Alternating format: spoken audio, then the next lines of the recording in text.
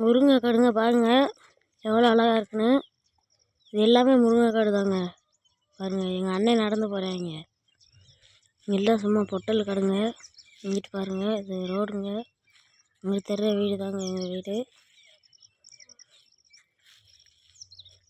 இந்த இயற்கை காட்சி உங்களுக்கு பிடிச்சிருந்தா சேனலை மறக்காமல் சப்ஸ்கிரைப் பண்ணுறீங்க, லைக் பண்ணுறீங்க.